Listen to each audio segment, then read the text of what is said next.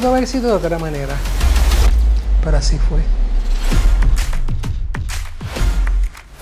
Bienvenidos a otro episodio de Así Fue. En el día de hoy contamos con la participación de la senadora Nitza Morán Trinidad, quien nos honra con su presencia. Bienvenida, senadora, ¿cómo está? Gracias, Ambias, por la invitación. Yo creo que lo prometido es deuda, ¿verdad? No habíamos coincidido y me dicen que el espacio está espectacular, ¿verdad? Desde que entré gracias. Me creó buena impresión, así que gracias por la invitación a ambas.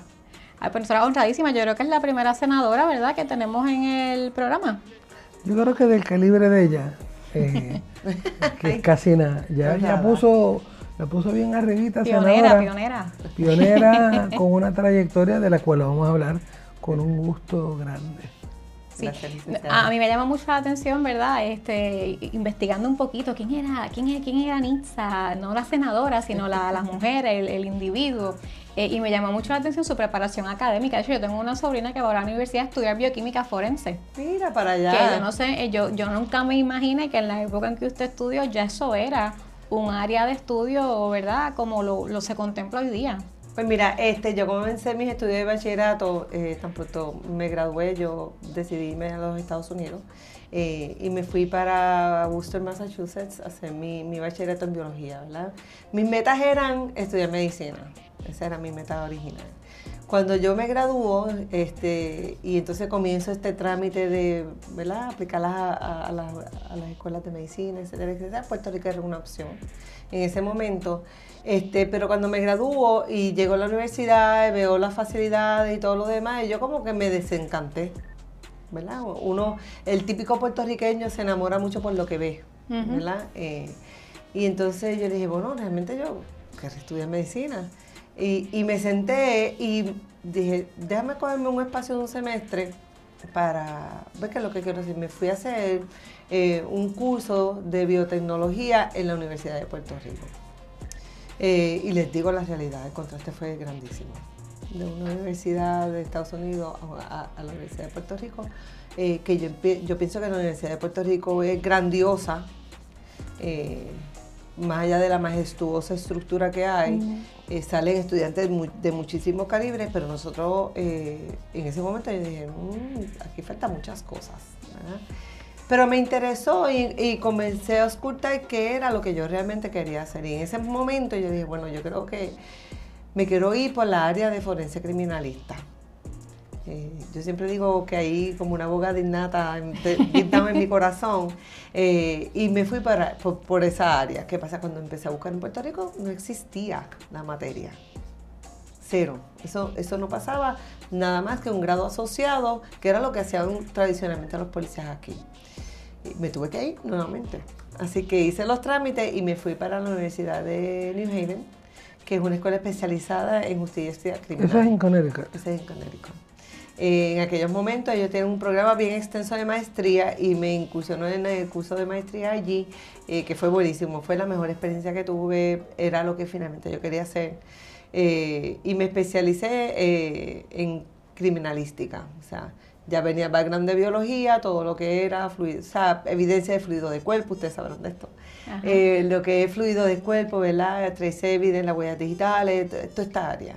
Y me encantó, hice mi maestría y tan pronto me gradué, la historia de la vida dice que hay decisiones que te llevan a donde tú debes de estar. Pues, el hombre propone y Dios dispone. Y Dios dispone. Pues yo dije, yo quiero estar en los laboratorios de la agencia federal, ¿verdad? FBI. Y cogí el examen, me fui a Virginia, me dan el tour, cogí el examen. Eso fue en Cuántico. En Cuántico. Interesantísimo, esa área es espectacular. Y había plazas disponibles en ese momento, tres plazas. Éramos 6 candidatos. Pero ellos son bien restrictivos, o sea, te hacen un background check bien fuerte. Pero te llevan a la facilidad, fue una experiencia única. Pero las cosas de la vida, por un puntito, en una entrevista, pues no logré en uno de esos 3 espacios y me quedé como que, ¿verdad? ¿Y ahora qué voy a hacer? Empiezo a buscar trabajo. Y en esa área, en ese estado, pues eso es bien amplio, o sea, tienes muchas oportunidades. Lo mío es más en laboratorio. Venía del background de biología. Pero el cuento largo corto, en Puerto Rico se abre una plaza para tipificar el virus de HIV-Sida.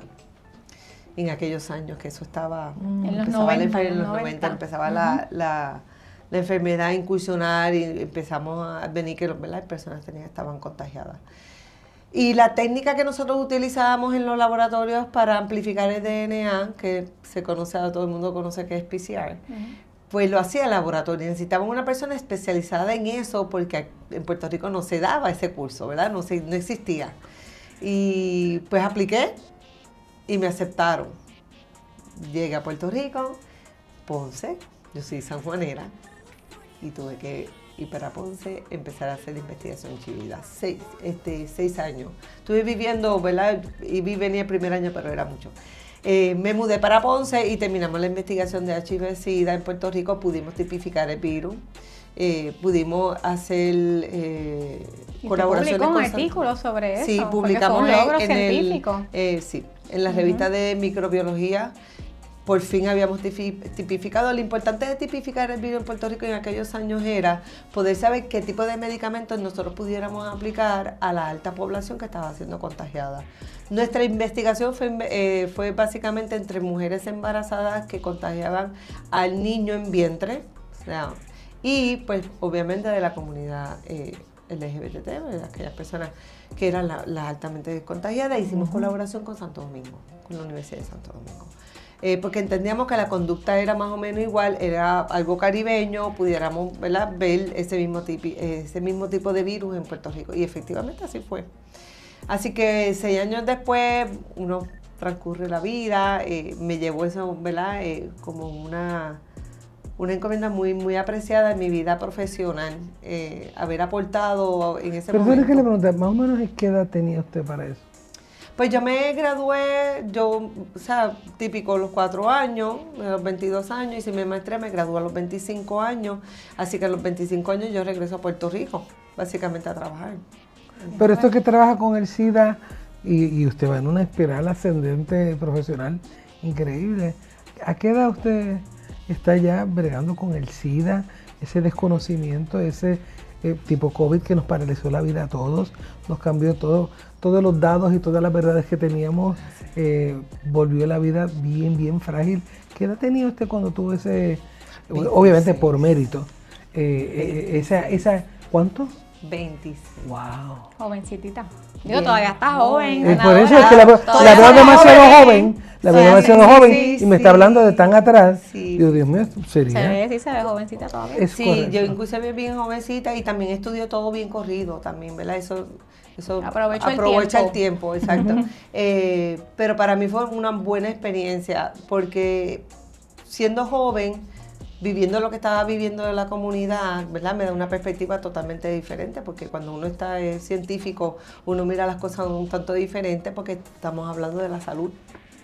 En aquellos momentos era como una incertidumbre. De hecho, yo ¿verdad?, me atrevo a apostar que incluso esa preparación le sirvió más adelante cuando usted entonces retorna al área metropolitana y se involucra como líder comunitario en medio de la pandemia, del COVID. De todo. Mira, yo creo que la vida te va enseñando por dónde es que tienes que caminar. Y todo tiene que ver con las decisiones que uno va tomando. Cuando terminamos de tipificar el virus, que eso fue algo muy apremiante para Puerto Rico, porque comenzamos, en aquellos momentos eran muchas pastillas que se le daban a los pacientes. Y me encanta que estemos hablando de esto, porque yo estoy casi segura que la mitad del puertorriqueño que nos está viendo no sabe que usted tuvo esa participación, esa encomienda. Bien fuerte. Pero lo más apremiante para mí, ¿verdad?, porque era joven, era ese contacto de mamá embarazada con la preocupación de haber contagiado a su bebé, como si los bebés nacían contagiados de HIV. Pero el tiempo después, pues el mismo cuerpo, ¿verdad?, la naturaleza es algo increíble. Mitigaba, ¿verdad?, ese contagio, y el bebé después de mucho tiempo, después de ser tratado, ¿verdad?, eliminaba ya no daba positivo. Y fue una experiencia muy bonita. También, tristemente, lo tengo que decir, tristemente en esos momentos se discriminaba contra las personas que tenían una orientación sexual. Y eran totalmente marginados a las personas. El grupo que nosotros teníamos para hacerle los análisis, les traíamos la sangre y todo lo demás, los cuentos que nos hacían, porque ellos estaban viviendo un momento bien, nosotros lo vivimos con el COVID, pero lo vivimos recientemente. En esos años, pues era como un grupo pero de el COVID, personas. pero el COVID fue uniforme. Y fue uniforme y nadie discriminaba contra nadie, más que cuando tú tosías ya sabía que tenías que tener mascarilla. Pero en esos momentos, tristemente se discriminaba, pero fuertemente. Y para mí, eso, ¿verdad?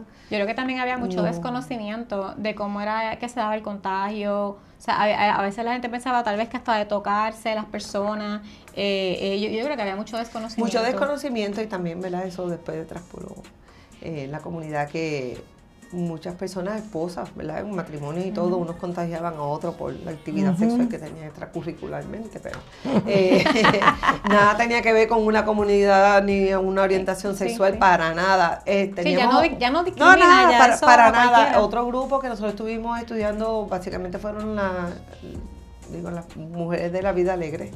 Y también tuvimos que ver ese grupo muy de cerca, un grupo silente, pero se convirtieron en portadores del virus. Y eso subsecuentemente, 6 años después, nosotros damos cátedra en Puerto Rico de que se hacen cosas muy buenas. Por eso le voy a preguntar, ¿y cómo usted ve desde esa época que usted comenzó, que por eso yo dije una pionera, porque en aquellos tiempos esos fueron, yo creo, de los primeros, tal vez, investigaciones que si no fue la primera, de las primeras, ¿verdad?, que se vieron en Puerto Rico. ¿Cuánto usted entiende que ha evolucionado de esta fecha el tema del VIH? Ha evolucionado todo. Porque ahora no es una enfermedad, es una enfermedad que se trata. No es una sentencia de muerte. No es una sentencia de muerte. Aquí hay sobrevivientes que llevan muchísimos años. La medicina ha evolucionado. Ya no son, ¿verdad?, 20 pastillas que se tenían que tomar en diferentes horas. Ya hay, ¿verdad?, algo más inyectable, hay unos medicamentos más fuertes. La medicina ha evolucionado muchísimo. También económicamente hablando, recuerdo cuando se hacían los cócteles. Los cócteles. Que eran carísimos. Muchísimo.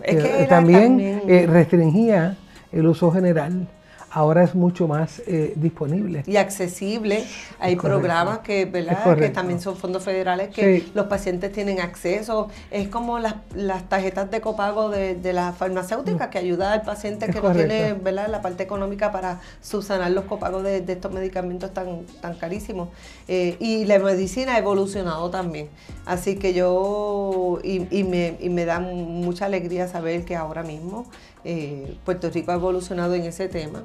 Los cursos que no se daban antes, ya tenemos un curso en la Universidad de Puerto Rico, en el recinto de Carolina, que yo he sido profesora de ese curso, así orgullo lo llevo, que ahora tenemos un bachillerato de justicia criminal en Puerto Rico y nuestros estudiantes no tienen que ir. Y el que quiere incursionar en eso, y es amplísimo, tiene de todo. Hace parte investigativa, tiene la parte científica. Yo creo que preparan muy bien a los estudiantes. Y en la época, bueno, todo evoluciona. ¿Y cómo de este background llega Nitza a ser senadora? Pues mira, yo siempre he sido Nitza. Yo vengo de papá veterano, ¿verdad? Mi mamá se dedicó a nosotros porque su primer embarazo yo soy gemela con un varón. Y en aquellos años eso tampoco era rarísimo. Y hembra y varón era como que algo novel. Pero yo evoluciono cuando salgo de hacer la investigación, que, ¿verdad?, la universidad tenía muchas áreas investigativas. Pero en esos momentos conozco al que fuera mi esposo. Decidimos entonces, él era de San Juan, pues yo decidí regresar a San Juan. Pero mi papá fue un comerciante toda la vida. O sea, eso es algo familiar. Mi hermano incursiona en los negocios de la familia. Cuando yo regreso a San Juan, mi hermano me dice, mira, Isa, esto ha evolucionado tanto, papi ya no me puede ayudar, porque es lo que tú no te estableces en San Juan, ven, ayúdame. Necesito que me facture, que me cobre esto, aquello, lo otro, vamos a sistematizar las computadoras. Y yo le digo, bueno, me suena buena idea, y así pues cojo un tiempito libre y me establezco en San Juan, y así fue. Pero la vida, las decisiones de la vida. Quedó. Y ahí me quedé. Uno coge ese saborcito de ser el propio el patrono de uno.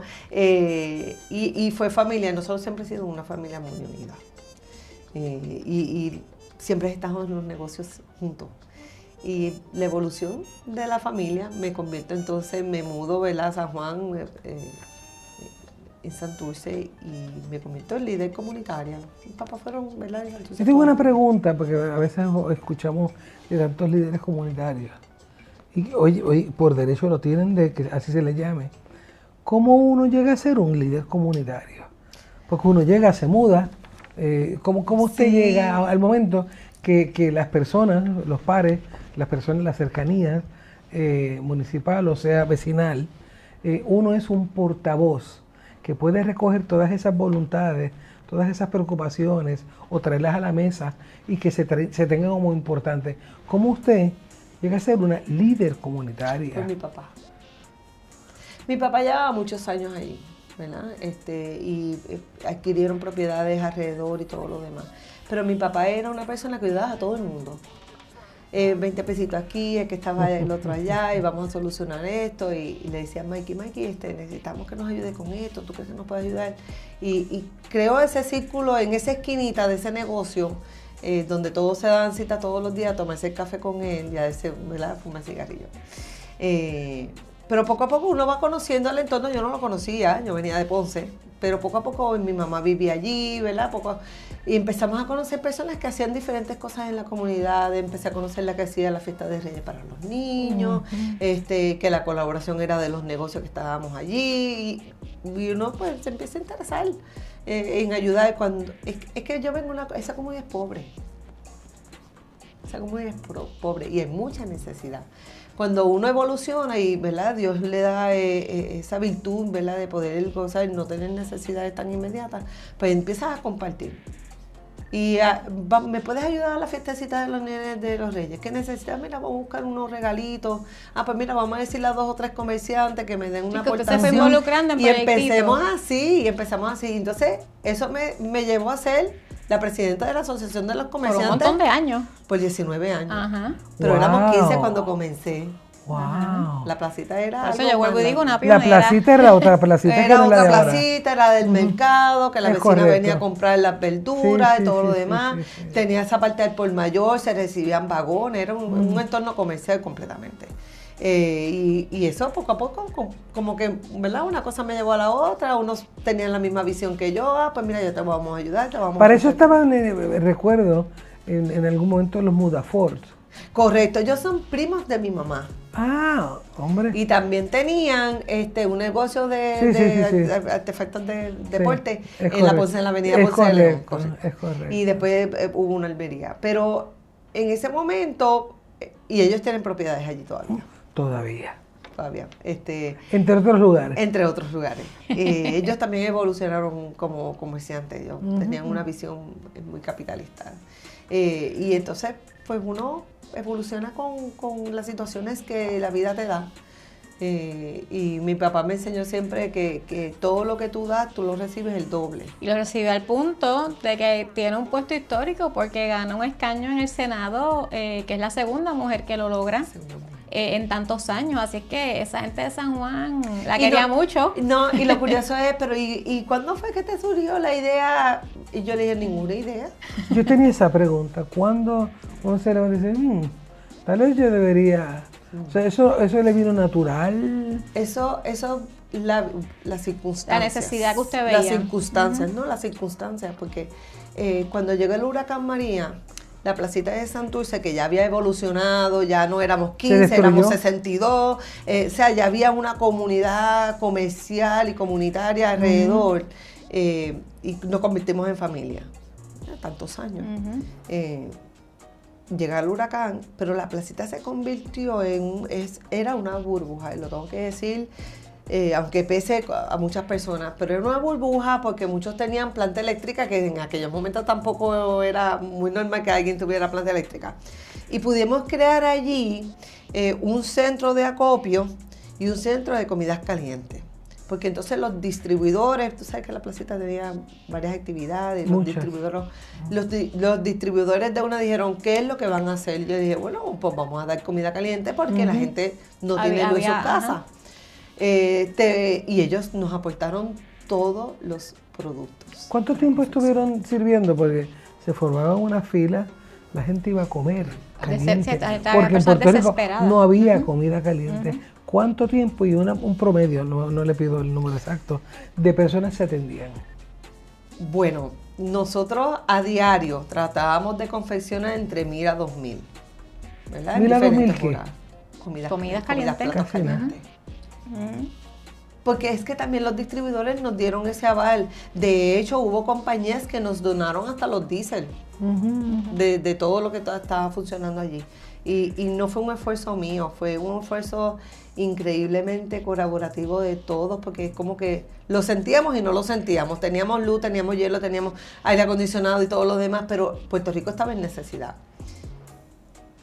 Llega el momento en que llega el World Kitchen de José. Del chef José, sí, español. Que estuvo sirviendo. Sí, estuvieron sirviendo. Ellos empezaron en la placita como una burbuja, pero el espacio se nos quedaba chiquito entre ellos y nosotros. Ellos se mudan al centro. José Andrés. Se mudan al centro de convención y nosotros nos quedamos acá. Pues entonces, los años, ¿verdad? Haciendo obras comunitarias, pues yo conocía compañero, el alcalde en ese momento, al representante del sector. Mi papá siempre fueron militantes del Partido Nuevo Progresista. Y mi papá siempre aportó al partido, veterano al fin, él creía en la estadidad. Y eso es lo que me inculcaron de niña. Y en casa se hablaba inglés. Eso de no, eso se hablaba inglés, el programa era en inglés, los muñequitos eran en inglés, todo era en inglés. Entonces, pues mira, tengo esta comida, ya mi comunidad está siendo atendida porque ya ellos venían y comían todos los días. Pero ¿qué podemos hacer? Ven y busca dónde tenemos que llevar y comenzamos así. Pues mira, vamos para Puerto Tierra. Y empezamos a visitar otras comunidades. Y eso se fue, pues déjame llamar al otro representante. Pues mira, llámalo, porque yo no lo conozco. Pero que venga, nos sentamos, ¿para qué comunidad vamos? ¿Cuántas vamos a llevar? De 100 una, 80 otra. O sea, que pudiéramos decir que en esa dinámica es que usted tiene pues ya esta cercanía al partido, porque el 2021 es que usted ya era senadora. Yo fui senadora. O sea, ese fue un movimiento, pero no te creas, en ningún momento pasó por mí. Lo que pasa es que la familia estábamos bien en los negocios. Teníamos tres corporaciones, estábamos corriendo, ya habíamos adquirido otras propiedades alrededor, ¿verdad? Empezábamos a alquilar. ¿Y qué inquietud es cuando usted ya ve que, oye, es real, me escogieron? ¿Usted pensaba que iba a salir victoriosa en esa primera contienda? Mira, fue bien curioso porque después que servimos las comidas, el gobernador de turno en ese momento, que era Ricky Rosselló, me llama. Mire, que me está diciendo que usted está haciendo esto. Nosotros vamos a necesitar comidas calientes para llevar para el centro de la isla, especialmente para las Marías. Vamos a empezar por ahí. ¿Usted está dispuesta para llevar esta comida? Y yo le dije, gobernador, pero es que yo lo que tengo es una cocinita. Me dijo, no, es que estos son viajes de 2,000 o de 1,500 o de 3,000. ¿Tú crees que lo podamos hacer? Yo le dije, bueno, pues déjame ver si la producción la podemos hacer. Nos reunimos allí, mira, el gobernador necesita que nosotros los ayudemos. Ok. Vamos a reunirnos en Isla Grande, la Guardia Nacional, para el transporte. Vamos allí, nos reunimos, mapa, dónde íbamos a aterrizar en los parques de Rebota. Ok, primer viaje. Vamos para las Marías, 2,000 comidas. 2,000 comidas, llegábamos todos con los carros, la guagua, la cosa, montábamos en helicóptero, la primera vez experiencia que me montó en helicóptero. Vamos para allá. Cuando yo subí y salí de mi burbuja, y vi a Puerto Rico realmente. ¿Cómo estaba? Devastado. Allí no había ningún árbol. Fue horrible. ¿Ya estaban las carpas azules? En algunos sectores, porque es que estaban tan incomunicadas algunos municipios que eso no se veía todavía. Ni siquiera habían llegado. No, tristemente. Cuando yo me bajé, es que fue la primera experiencia que transformó mi vida. Yo creo que ese servicio, esa cosa innata que tú tienes, que a veces no lo sabes. Y llegamos y una fila gigante. Ay, es que eso duele, porque Puerto Rico estaba bien devastado. Sí. Es que yo creo que todo el que vivió eso y tuvimos parientes y demás, yo creo que eso nos va a marcar para el resto de la personas enfermas, los niños. Cuando en la fila finalmente un niño coge un platito de comida con su postre y su bebida, Y él se vira y fue una imagen que yo nunca lo voy a olvidar. Se vira y pone el plato en el piso porque su perrito llevaba más días que él sin comer. Y a mí me partió el alma. Y yo dije, Dios mío, ¿qué es lo que yo estoy viviendo? Nada, yo no tengo ninguna necesidad. 10.000 comidas, en resumidas cuentas. 4 municipios. Llegó acá.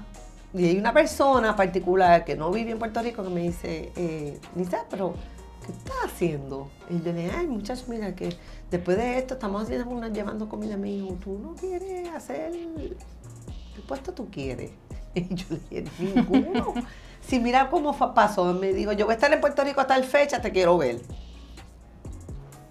Para Puerto Rico, llegó, nos reunimos, aquello, lo otro, y me dice, yo tengo unos amigos en común que están haciendo unos movimientos para las próximas elecciones, ¿te interesa algo? Y yo le dije, no, nada, estoy en los negocios de la familia. Me dijo, no, Nisa, yo creo que tú tienes potencial. Hace tantos años no tenemos una mujer. Comenzamos esa conversación. Sí, yo estaba en el partido y todo, pero cuando tú empiezas a tener estas conversaciones no es lo que tú vives afiliada a un partido, ¿verdad? No lo es.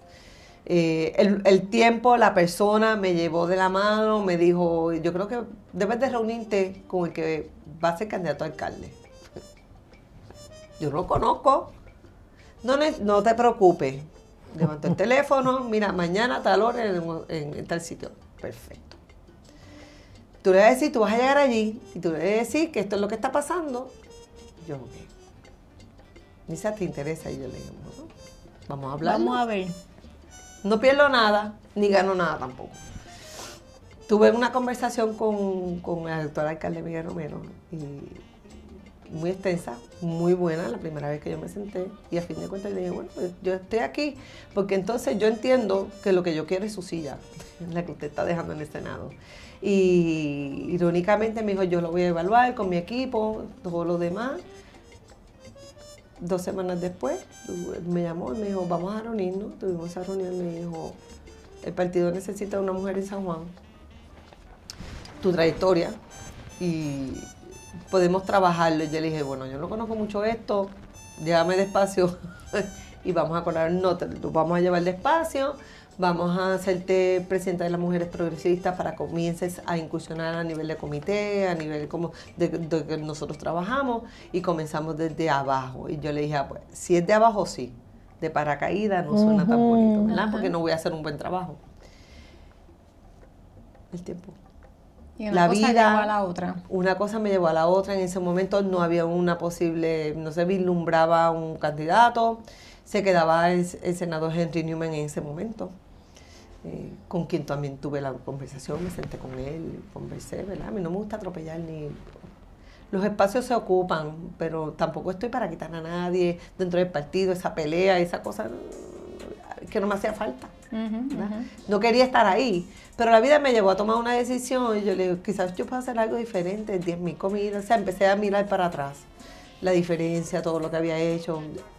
Hay una cosa importante de lo que acaba de decir la señora senadora, y la ha dicho varias veces, y no me hace falta, y no me hace falta.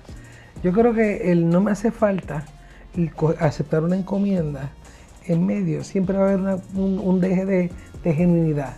Porque hay gente que se mete en la política por necesidad, porque quieren la erótica del poder, porque quieren tener la pala aquí, la pala allá, la de agullá, pero a usted no le hacía falta absolutamente nada de esto. Su vida estaba resuelta. Es que no lo vi ni venir. Porque es que no era algo que yo estaba buscando, yo quería llevarle los alimentos a las personas. Y ya está. Yo lo único que me sentí era como bien orgullosa de Andrés. El gobernador me llamó, me siento orgullosa, eso quiere decir que lo hice bien, que el trabajo se vio, que la gente estaba contenta, que fue alimentada. Yo le dije, Dios mío, porque él tenía todo un COE. O sea, acuérdate que él tenía también un centro de mando y todo lo demás. Tenía al chef en el centro de convenciones, que eso era levantar el teléfono, asumía yo, ¿verdad? Pero vio en mí, ¿verdad? En un grupito pequeño de comerciantes que lo que queríamos era ofrecer lo que teníamos. Yo dije, ¿sabes? Como persona, ¿verdad? Como ser humano, y decía, wow, tú sabes, qué bueno, estuvimos súper contentos, ni contacté de mis compañeros. que eso era madrugar a mover olla y tú sabes, fue bien interesante y una experiencia de servicio bien bonita. ¿Y pensó que iba a ganar ese primer cuatrienio? Pues mira, lo veía como que esto podía pasar. Después de conversación y todo, y no se vislumbraba nada, que iba directamente a las elecciones, me surge un candidato para primaria, que él era el ex senador Carlos Díaz. Okay. De la nada, él colaboraba con el ex alcalde Ángel Pérez en Guaynabo, y entonces pues lo apoyó a él. Me coge COVID. Y se afectó la campaña. Nadie me conocía, cómo yo hago esto, cómo yo hago campaña, la primera campaña mía, tú sabes que esto es duro. No tengo ese factor reconocimiento. Tenía a mi senador Henry Newman, que ya venía con una trayectoria muy buena, ¿verdad? Su percepción era otra cosa, y tenía un ex senador de candidato para unas primarias. Y yo dije, ay, Dios mío. Encerrados, ay Dios mío, no pueden salir de aquel encerramiento que nos tuvieron, que si las tablillas, que si un día así no puede hacer campaña, prácticamente. ¿Y tenía el apoyo del partido? Sí, en San Juan sí. Tenía el apoyo del senador Miguel Romero, que ahora es alcalde 100%, y yo miro para atrás y esas personas que realmente lo apoyaban a él creyeron en mí, sin habernos conocido antes, y sin esa ayuda, es muy difícil, ¿verdad? Yo creo que yo no venía aquí a quitarle el espacio a nadie. Yo venía a añadir. ¿Dónde es que me necesitan? Senadora, ¿y cómo ha cambiado la visión con la que usted llegó en ese momento versus a la de ya usted ahora en un segundo término, que ya usted ha visto cómo se bate el cobre, que yo creo que ya no es un asunto de una emergencia, de una falta de alimentos, sino que ya usted debe haber visto en estos años todas las problemáticas a nivel social, ¿verdad?, que enfrenta Puerto Rico son demasiadas. Así que en ese sentido, ¿cómo ha cambiado la visión de usted cuando entra allí, como uno dice, rookie, allá que es una senadora experimentada? De esa respuesta suya surgió una pregunta mía. Se lo adelanto desde ahora. Sea lo que usted conteste. O sea, usted en aquel momento pensaba, no hay tantos problemas, son unos poquitos versus hoy. El que me conoce de muchos años todavía no sabe por qué yo estoy aquí. Es que usted no es una política tradicional. Y después de 4 años yo creo que yo me catalogo ya en una política no tradicional. Todavía mis amistades me dicen, Isa, pero tú piensas correr otra vez, ¿pero para qué, muchacha? Al principio, yo soy una persona que percibo mucho. Yo no vengo a ocupar espacio de nadie. Yo me dediqué a saber cómo se trabajaba el servicio público, cómo se hacía legislación en Puerto Rico, cómo se trabaja a nivel de partido y cómo se trabaja a nivel de gobernanza. Esas 4 cosas son bien diferentes todas, pero se entrelazan entre sí. Para ser mujer es bueno en campaña. Y no me queda nada, mis compañeros, disculpen. Pero yo creo que la sinceridad es lo que me va a hacer a mí libre. Para tú estar en campaña es muy bueno, porque el 53% de los que salen a votar son mujeres. Así es. Y son las que deciden quién gobierna y quién no, quién es legislador y quién no, quién es alcalde y quién no. Sin embargo, eso no se traduce en una candidata femenina, porque no necesariamente ese 53 es el que te apoya. Es a la inversa. Así que esto es un juego, ¿verdad? Es unas decisiones que tú estás ahí representando un sector, pero no es necesario ese sector es el que te vota por ti. Todo lo contrario. El sector que realmente votaría por mí, la mayoría son hombres, ¿verdad? Pero sin embargo, esa figura de la mujer en una papeleta es importante. Por lo que representa, por lo que puede hacer, las legislaciones, qué es lo que trae con ella, cuál es el cambio que trae, todo lo demás. Así que todas esas cosas se invierten. Es bien curioso cómo se comporta la vida política, ¿verdad? Y, en años eleccionarios, cómo se comporta el electorado y todo lo demás. Y eso hay que estudiarlo. Y los temas de interés. Yo no te puedo hablar de un tema si yo no creo en él, ¿verdad? Y no todo el mundo va a coincidir en las mismas posturas. Y yo creo que nosotros hemos carecido a través de los años en querer politizar y estar en un tema que crea controversia, que está en la palestra pública, que es de interés, llevar un mensaje publicitario equivocado. Yo creo que en Puerto Rico tenemos que tener personas que creen en algo, que sean persistentes y que lleven el mensaje correcto. No que sea un tema populista. Y yo no he querido caer ahí. Porque cuando no lo era, lo criticaba. Pero no me puedo convertir en una más. Y yo creo que esa ha hecho la diferencia, ¿verdad? Mis posturas en el Senado, cómo pienso, hacia dónde vamos.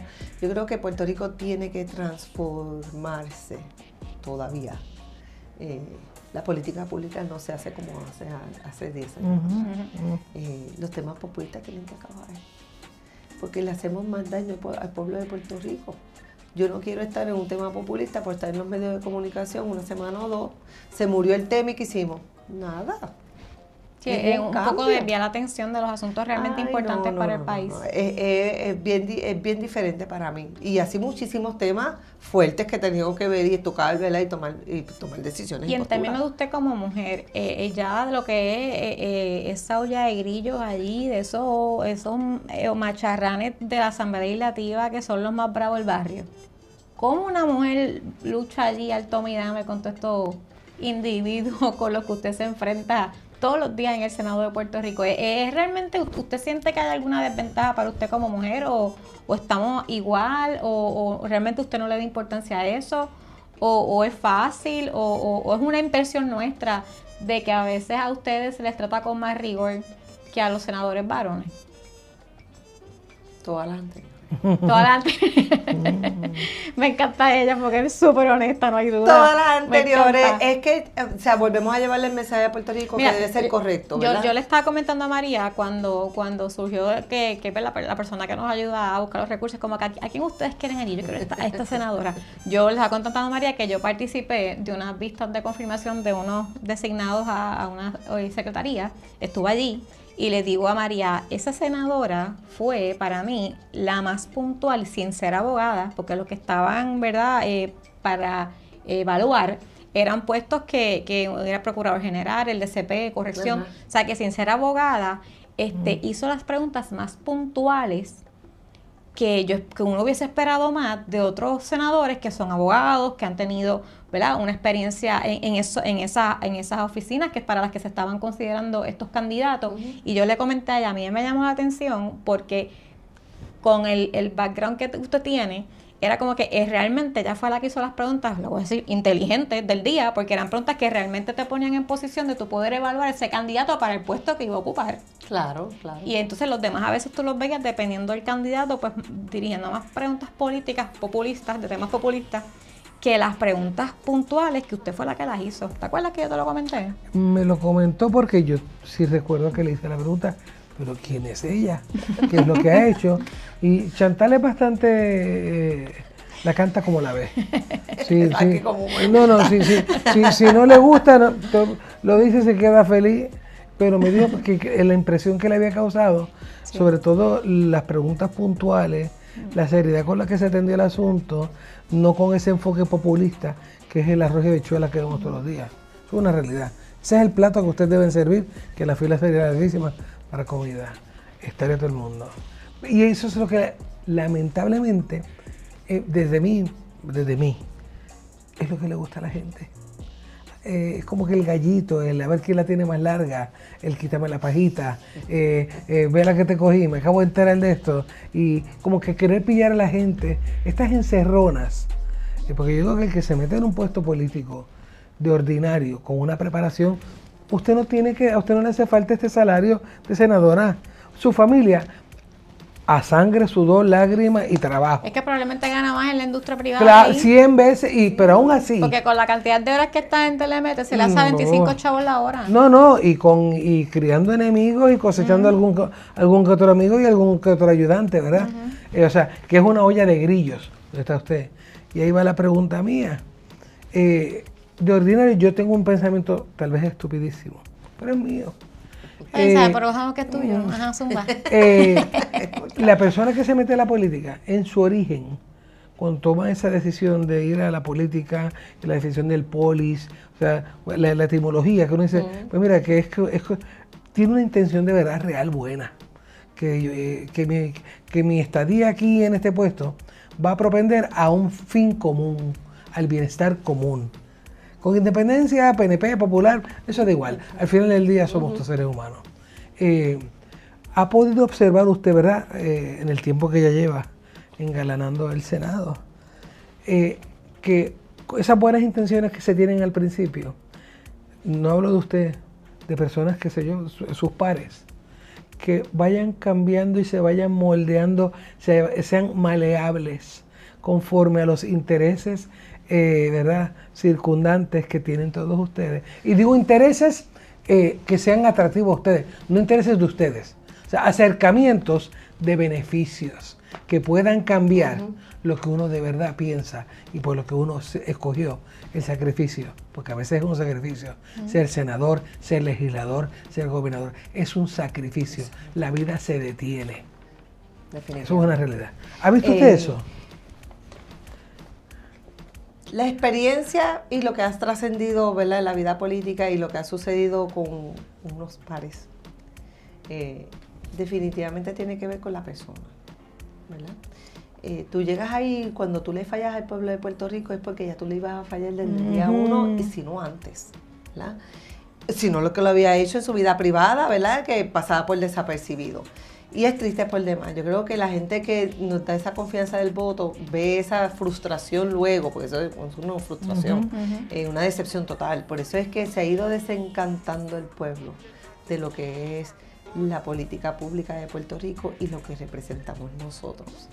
Yo me he preocupado no en caer en eso, yo sé que yo no voy a caer en eso, en no contaminarme, ¿verdad? Muy bien. Aquí hay circunstancias, acercamientos, comentarios, redirección de lo que tú pudieras ser y quizás no te ayudan porque no, tú no eres, tiene que ser la otra.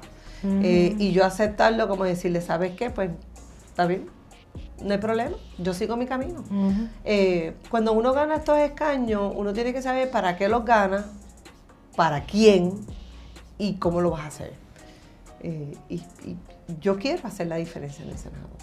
Yo quiero que la gente entienda que hay una persona que piensa como ellos, que no estamos para crear controversia, ni hacer primeras planas, que podemos ir a unas vistas públicas y hacer las preguntas que el pueblo de Puerto Rico quiere. Quiere escuchar. Quiere escuchar. Es correcto. Yo creo que está agobiado el pueblo de tantas preguntas controversiales que no nos llevan a nada. Y no mengo en las posiciones mías. Yo quiero ser alguien que representa al pueblo de Puerto Rico y el distrito, en esta ocasión, que San Juan Guaynabo Aguas Buenas me dio esa confianza esta segunda vez. Y en esta segunda oportunidad, y haber quedado, ¿verdad?, primero en mi escaño, ¿verdad?, según como quedé electoralmente, eso quiere decir que el pueblo de Puerto Rico se identificó con mi persona, con mis valores, con mis pensamientos, con mi política pública, hacia dónde vamos, cómo yo puedo ayudar a mi distrito. Es que yo creo que usted es de las pocas senadoras y más, yo creo que de toda la Asamblea Legislativa, por lo menos nosotros somos pequeñas comerciantes, nosotros tenemos nuestra propia oficina hace años en Bayamón las dos. La gente nos ve como un servicio profesional, pero nosotros tenemos una oficina que damos trabajo, que inyectamos a la economía, claro. Y sabemos los retos que enfrentan los pequeños y medianos comerciantes. Y yo creo que usted es de las pocas que ha presentado, yo perdí la cuenta ya cuántas medidas legislativas para ayudar a ese sector de la economía, la comunidad en Puerto Rico. Y eso es un tema bien importante porque tenemos muchos profesionales que se nos están yendo. Muchísimo. Hay mucho, talento. Exacto, y yo creo que ya hoy día ya no vemos grandes empresas como las habían antes, Kmart, o sea, Walmart, los que estamos manteniendo la economía en Puerto Rico somos nosotros, es este sector de la población que todavía estamos tratando de echar nuestros negocios adelante, pero somos pequeñas y medianas empresas. Somos la clase media del país, por decirlo de alguna manera. ¿Cuándo nosotros íbamos a pensar que Sears se iba a ir de Puerto Rico? Jamás. Kmart, Sears. lo que le llaman las tiendas anclas, que tiran el ancla y que de ahí no se van nunca. Ahora es el pequeño, como tú bien dices. El pequeño y mediano comerciante. Pero requiere un esfuerzo mucho mayor. Lo que pasa es que cuando nosotros hablamos de desarrollo económico, claro, no es lo que yo estudié, fíjate que irónicamente, pero la vida me enseñó mucho. La experiencia empresarial la experiencia empresarial que me la dio mi papá, ¿verdad? Las cosas se hacen así, tú gastas lo que tú tienes, tarjeta de crédito, eso no existe. El crédito no, nena, no, o sea, si no lo tienes, no lo compré. Y empecé a entender cómo mi papá capitalizaba, ¿verdad? Lo que había hecho en lo que es la placita de Santurce. Y él dejó prácticamente un legado, no solo papi, ¿verdad? Ya fallecido, nos dejó varias propiedades allí, están alquiladas, comerciales, residenciales, o sea, él capitalizó un veterano que llegó aquí después de Vietnam, agente naranja, hacerse de su familia, ¿verdad? Con su papá, que le dejó el legado de su negocio y todo lo demás. Y él, su visión capitalista fue lo que nos ayudó a llevar a las universidades, nos llevaba a unas buenas escuelas, nos dio estabilidad económica a la familia. A mi mamá todavía no le falta nada. O sea, y eso uno crece, ¿verdad? Pero en el desarrollo económico, y vamos a la línea de las grandes empresas, la economía ha sido afectada grandemente, ¿verdad? Ha tenido grandes impactos a nivel local, a nivel nacional y a nivel mundial. Y eso hay que entender el comportamiento. Hoy estamos viviendo unos momentos bien difíciles que pensaríamos que no vemos la salida, ¿verdad?, de lo que vamos a hacer. El movimiento de las pequeñas y las medianas empresas en Puerto Rico es el motor económico de la isla. Que muchos gobernantes hace 10 años atrás, 20 años atrás, no pensaban en eso, pensaban en las grandes empresas. Tengo Sears, tengo Kmart, tengo Walmart, tengo, tú sabes, la megas cadena. Tengo Penny, tengo Macy's, de todo. La realidad es que hoy todo gobernante apuesta al desarrollo económico local. Sin embargo, en términos de medidas legislativas, una crítica que hemos hecho yo y se lo digo con honestidad María y yo aquí en este espacio, es que entendemos que en los últimos años las medidas legislativas como que más publicidad se le han dado, responden a eventos sociales que ocurren, ¿verdad?, en los medios, feminicidios, y hay que salir corriendo a legislar cosas. Y entonces yo no sé si eso, la fuerza en los medios que tiene este tipo de legislación, pues tal vez opaca un poco estas medidas tras bastidores, como las que yo sé que usted está promulgando, porque en preparación a esta entrevista yo me metí a la página del Senado, entre las leí todas. Y yo decía, contra si el puertorriqueño hiciéramos esto más a menudo, yo creo que haríamos mejor selección a la hora de votar en las elecciones. No, y claro, yo respeto todo, no todos los legisladores tienen la misma preparación, no todos los legisladores tienen la misma meta. Hay que tener el oído en el pueblo. Pero hay que tener el oído en el pueblo, y como nosotros vamos a legislar para bien. Va a sonar como algo bien pueblerino. Este silencio es bueno, este silencio. Mira, va a sonar pueblerino. Mira, que nos hemos portado bien porque está usted aquí. Estamos bien finas las dos aquí. Va a sonar pueblerino, pero nosotros no podemos reaccionar a apagafuego. Sí. No podemos. Pero esa es la impresión que se está dando. Pero es que no, así es que se... No es la que se está dando, así es que se está actuando.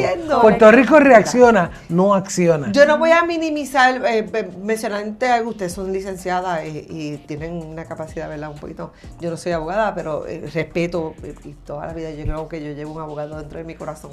Pero eso es el legado, se lo dará mi hija que está siguiendo mis pasos. Voy a ser una buena abogada criminalista. Quizás, pero yo se lo voy a dejar a la nueva generación, que mi hija está encarnando en esto y le gusta, y por ahí va, en algún futuro será, estudiará Derecho y le gusta Derecho Criminal. Pero lo importante es que en esa parte de los feminicidios, por ejemplo, que me tocó esa legislación, fue apagafuego, a mi entender. Yo no tengo problema con el término. Qué bueno, qué paz me ha dado en mi corazón, porque mira que María y yo hemos cantaleteado con ese asunto. Porque es que... Para la gente no es correcto. No. No lo es. Es que porque le voy a dar un nombre, algo que ya estaba tipificado en el Código Penal y ya se sabía, por, si era un homicidio, ya era un homicidio de mujer y eso en el informe se redacta sí, y cuando se va a los tribunales se escucha más bonito si le llamamos de esa manera. Pero le dieron la Asamblea Legislativa y podemos buscar el tracto, yo me abstuve en ese porque nosotros hablamos de la liberación de la mujer, la igualdad para la mujer, la equidad y todo este lenguaje populista que surge mediáticamente, pero en un proyecto como ese tipificábamos a la mujer. Es correcto. Y entonces, yo no entiendo, estamos tratando de ser liberal y queremos la igualdad para todas las mujeres y todo lo demás. Pero a ti te voy a tratar, pero vamos, tú tienes que tener el sellito, amiga. Es correcto. Tú tienes que poner el sello para poder contar en unas estadísticas que se hacían como quiera. Correcto. La violencia de género como quiera. O sea, y a veces estas cosas llegan a mí y la gente no entiende cómo yo reacciono, porque yo comparto con mis compañeras y ¿qué tú piensas en esto? Me dice, es que para las gradas, cuando yo comencé a escuchar, esto es para las gradas. Y yo le dije, ¿qué tú puedes decir eso? Eso es un término bien popular. ¿Cómo no es que es para la grada la percepción política y pública, que cuando vayan a los medios que van a percibir, yo le digo, van a percibir lo que todo el mundo quiere para Puerto Rico, lo mejor. Y no podemos seguir en cosas pequeñas. Sí. O sea, nos estamos desatendiendo totalmente de las cosas grandes que necesita Puerto Rico. Sin embargo, más importante que ese tema, que ese asunto para nosotras, por ejemplo, como abogadas, María y yo, nuestra práctica principal es en el derecho de familia. Pero es bien común, claro, que en los casos de familia, y sobre todo cuando son bien contenciosos, que se están arrancando los cantos por una custodia, es bien común que se hacen alegaciones de violencia doméstica, maltrato a menores, se radican querellas, o sea, abusa mucho de lo que es la ley 54, las órdenes ex parte. Tú con una orden ex parte quitas una custodia de ahora, en minutos, y la otra parte ni siquiera todavía está inmersa en el proceso porque no la han avisado. Se entera cuando llega el departamento con la policía a llevarse a los muchachos. Y hay que esperar que se dé la vista. Entonces, con este asunto de que cada vez que fallece una mujer hay que correr a hacer más punitiva la ley 54, y cuando vamos a las estadísticas de la cantidad de casos que se radican versus el resultado de las cantidades, de qué pasa con esa orden, si se expide o no, si es parte, y la resolución de cuando es criminal, si es absolutoria o no. Exacto. No es ni la mitad de los casos. Entonces, nosotros decimos, yo no tengo nuestras estadísticas internas de nuestra oficina. Yo manejo más de 80 casos para que usted tenga. Yo tengo un volumen bien alto de trabajo. Yo no sé, María va por ahí, yo no sé. Y yo digo, Dios mío, ¿cuándo van a entender que el problema no es la ley? La ley 54 está perfecta. El problema no es la ley. Cuando vamos al tribunal, las que estamos ahí viendo estos casos todos los días, sabemos que el problema no es la ley. Que el problema es desde el ente del sistema de justicia, desde el fiscal que recibe el caso, el juez que lo atiende, la falta a veces de adiestramiento del componente del sistema judicial sobre lo que es la violencia de género. Es esta cuestión de que no me sigas peleando por un tema de feminicidio. ¿Cuándo vamos a empezar a educar en esta sociedad que las mujeres somos iguales que los hombres? Eso es lo que yo pensé en ese momento. Que yo pienso que el sistema no es perfecto, pero la ley está. Tenemos los servicios gubernamentales, podemos mejorarlo, claro, como todo el mundo. Pero yo creo que la raíz viene desde principios y valores en nuestros hogares, hablar con la víctima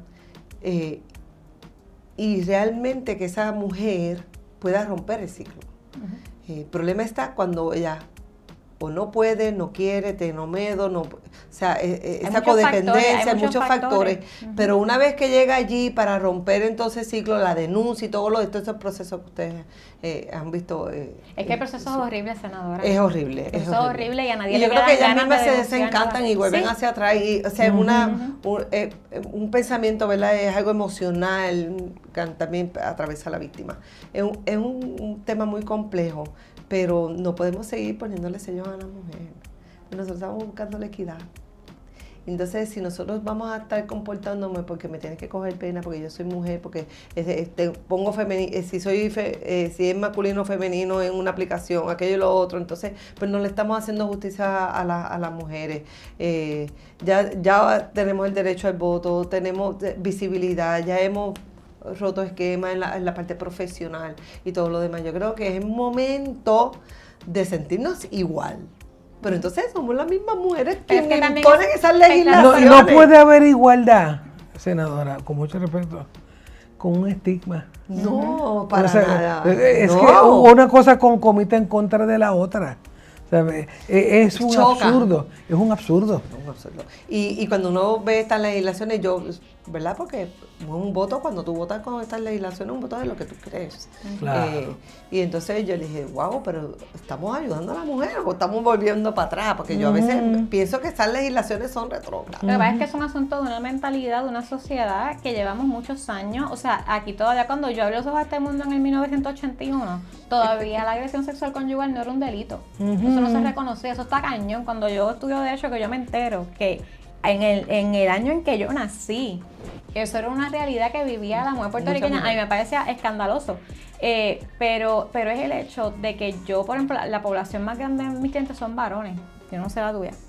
Y yo tengo muchos clientes que son víctimas de violencia doméstica, pero no ni a fastidia, o sea, arrancan un brazo antes de reconocerlo. Hablamos de los estigmas, tú Correcto, sabes, ¿verdad? El porque es machismo como- en Puerto Rico y todo lo demás. Pero Yo es no que- puedo ir a hacer una denuncia a mi esposa que me está dando todas Pero las es que noches, nosotros tú le sabes. podemos dar fe en el Es tribunal horrible. el trato distinto cuando tú tienes un desacato, que la que debe el dinero es mamá, versus a cuando el que debe el dinero es papá. ¿Es o no es correcto? Y cuando lo van a buscar... el Es- trato Es sumamente tristemente distinto. correcto. Para cambiar una custodia de una madre a un padre, tú puedes tener mil alegaciones de maltrato, 20,000 cosas, y es como si les arrancara un canto al juez para reconocer que el padre está en igual de condiciones que la madre para ejercer una custodia. La madre puede ser buena, el padre tiene que ser Dios. Ajá, Ese es el estándar. ese es el estándar. Es bien fuerte, y yo creo que esas cosas deben de cambiar, porque no es justo, por el entorno familiar no es justo, porque a quien no le estamos haciendo verdadera justicia no es a la mujer ni al papá. A los al niños. niño. Es correcto. Y entonces... Y es un niño que va a un repetir niño, el patrón. Ahora, ¿qué estamos criando en ese niño? ¿Qué estamos inculcándole a ese niño? Manteniéndole bajo una maternidad que realmente no lo proyecta, no lo quiere, no lo ama, ¿verdad? No lo cuida como debería de ser. Entonces, no tenemos principios y valores. Y eso se transpone en la familia, se transpone en la conducta social. Mira todo lo que nosotros estamos viviendo hoy en día. No le podemos dar paso a lo que no es justo, a lo que no es legal, y tiene que haber ley y orden. Y ustedes saben más que eso. Ese es el fin, ¿verdad que sí, senadora? Es el fin, Ese es el y yo a veces lo veo bien lejos. Pero Pero en la medida que cada cual, yo siempre digo de honor esfuerzo, la Unir gente no esfuerzo. sabe la fuerza que tiene el conglomerado. Eso. Tenemos que ser una jauría, tenemos que ser una horda. Se verá grande la otra cosa, pero mientras más grande sea la horda, aunque los componentes sean pequeños, yo le aseguro que por lo menos un rasguño le va a hacer. Y en eso a mí me da mucha curiosidad, ¿verdad? En todo lo que yo he aprendido, todo el mundo me dice, no, Isa, pues cuando estás en esto tienes que proyectarte. Cuando si hay 10 personas, pues no vayas, porque si no hay mucha gente, pues no vas. Yo voy igual a una reunión de una persona, como voy de 5, de 6, de 7, de 8, y yo creo que esa gente, mi distrito lo ha sentido, se siente atendido. Yo tengo gente de otros distritos que han llegado, mire, senadores, yo sé que ustedes no, pero, y eso quiere decir que estoy haciendo las cosas del pueblo, ¿verdad? Yo tengo que hacer un deber legislativo, y eso, ¿verdad? Yo lo hago a orgullo, porque para eso fui electa, para legislar. Pero la realidad es que nosotros tenemos que hacer la diferencia, tenemos que cambiar esa mentalidad, le hacemos daño a Puerto Rico, aparte de que la imagen del legislador, ¿verdad? Del político, se ha dañado Está muy por lastimada. otras cosas, Sí. por otras cosas que ha sucedido, y el pueblo debe estar enojado por eso, y yo creo que la vara cada vez es como más fuerte, pero en muchas ocasiones todavía no sabemos cómo elegir, pero siempre ha sido llamado, vean el trabajo que nosotros hacemos, cuál es nuestra trayectoria, hacia dónde vamos, cuál es el futuro, cuál es para la parte legislativa. Puerto Rico está sobre regulado. Seguimos haciendo enmiendas y leyes, y crear aquello y crear lo otro, y el fideicomiso de yo no sé qué, y la parte, y realmente lo que Puerto Rico necesita es, déjame ver las herramientas. Cuando tú tienes un albañil, dice, ok, yo voy a ver qué es lo que yo voy a construir, pero déjame ver las herramientas que yo tengo. Y cuando tú miras en la mesa las herramientas, y si tú eres un buen albañil, vas a saber construir. Y es tomar buenas decisiones en su momento, y saber que lo que tú construyas no se lo lleve un huracán. ¿verdad? Debe ser fuerte, firme. Y yo en eso me he basado, en mi trayectoria, en eso. Y llegué aquí, ya en mi segundo término, he tenido altas y bajas. He tenido amigos y no tan amigos.